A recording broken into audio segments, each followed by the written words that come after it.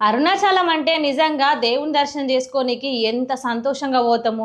గడిపోతే పుణ్యం దక్కుతదని ఎంత ఆశ ఉంటది మనకి. నిజంగా పుణ్యం వస్తది గదా!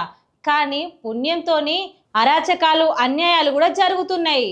గీ ముచ్చట చెప్తేనైతే మీరు మస్తుగా బాధపడతారు. ఈ ముచ్చట ఇనుర్రి ఒకటి.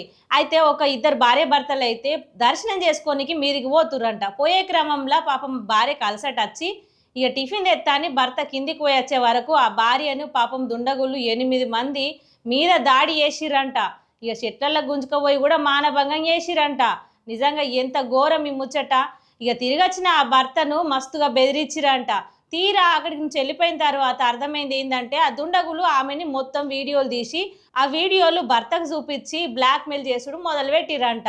దీంతోని వాళ్ళు ఒకటే భయాందోళనకు గురైరు. ఇక ఈ ముచ్చట మొత్తం పోలీసులకైతే చెప్పిర్రనుకోరి. పోలీసులు అతన్ని ఛేదించి పట్టుకునే లోపే అప్పటికే ఇంకొక ఆమెను కూడా గిట్నే చేస్తుర్రంట. ఆ టైంలోనే దొరకబట్టిర్రంట. ఇక గింత అరాచకాలు జరుగుతున్న అరుణాచలంలా మరి ఏమైతుంది, ఏం కథ?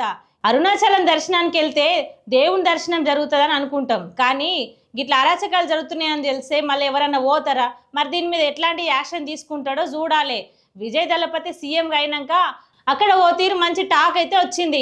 గా తీరు మంచి చేస్తాడని ఎన్నుకున్నారు. మరి ఇప్పుడు గిసొంటి విషయాలల్లా విజయ్ దళపతి ఎలాంటి నిర్ణయాలు తీసుకుంటాడు, ఏం కథ అనేది చూడాలి.